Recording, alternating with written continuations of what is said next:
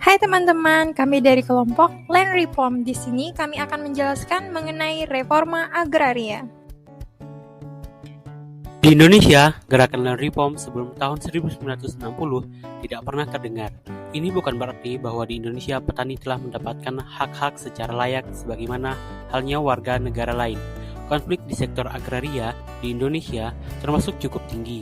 Banyak petani yang memberontak karena ketimpangan dalam struktur penguasaan dan kepemilikan tanah, pertanian, dan juga banyaknya tanah yang tidak dimanfaatkan sebagaimana mestinya.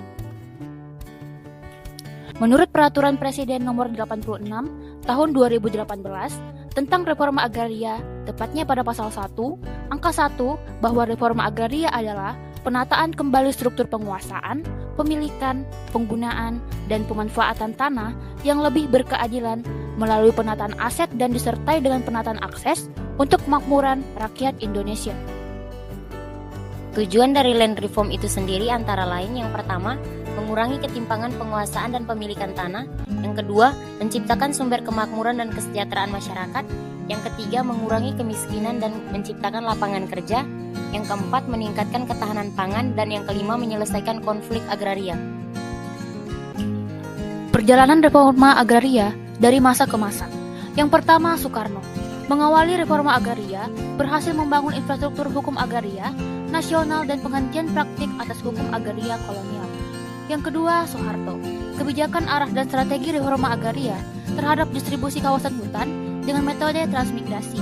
Yang ketiga, Bahrudin Yusuf Habibie, kebijakan pemberlakuan kembali atas reforma agraria sebagaimana pelaksanaan UU-PA dengan pembentukan tim Land Reform. Kemudian pada masa Presiden Abdurrahman Wahid, Presiden Megawati Soekarno Putri, dan Presiden Susilo Bambang Yudhoyono melahirkan kebijakan reforma agraria dengan kehadiran TAP MPR nomor 9 tahun 2001 sebagai bentuk kembalinya reforma agraria, di mana isi dari ketetapan MPR nomor 9 tahun 2001 arah kebijakan pembaharuan agraria antara lain yang pertama, pelaksanaan penetapan kembali penguasaan, pemilikan, penggunaan, dan pemanfaatan tanah atau land reform yang berkeadilan.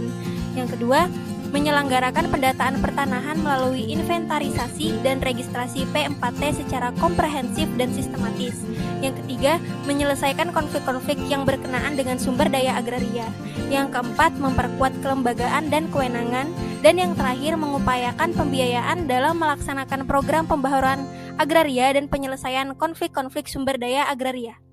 Lalu pada masa pemerintahan Presiden Joko Widodo, kebijakan atas peraturan pelaksanaan reforma agraria dengan melakukan legalisasi aset terhadap kepemilikan tanah. Legalisasi aset tersebut meliputi yang pertama, sertifikasi tanah transmigrasi, dan yang kedua, sertifikasi tanah milik masyarakat atau PTSL.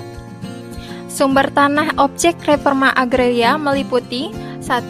Tanah dalam kawasan hutan yang telah dilepas sesuai peraturan perundang-undangan meliputi TORA. 2. Tanah dalam kawasan hutan yang telah dikuasai oleh masyarakat dan telah diselesaikan penguasaannya sesuai dengan ketentuan peraturan perundang-undangan. 3. Tanah bekas tambang yang berada di luar kawasan hutan. 4. Tanah negara bekas tanah terlantar dan tanah negara lainnya. Sedangkan subjek reforma agraria adalah penduduk miskin di pedesaan baik petani, nelayan maupun non-petani atau nelayan.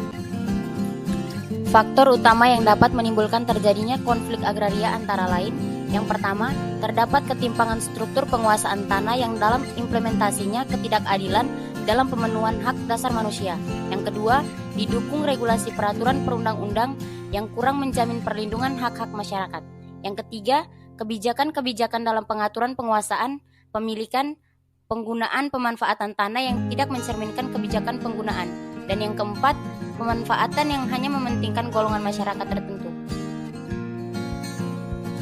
Penanganan sengketa konflik agraria dilaksanakan dengan prinsip kepastian hukum dan keadilan sosial dengan melibatkan yang pertama antara orang perorangan, dan yang kedua perorangan atau kelompok dengan badan hukum, dan yang ketiga perorangan atau kelompok dengan badan lembaga, dan yang keempat badan hukum dengan badan hukum, dan yang kelima badan hukum dengan lembaga, dan yang keenam lembaga dengan lembaga.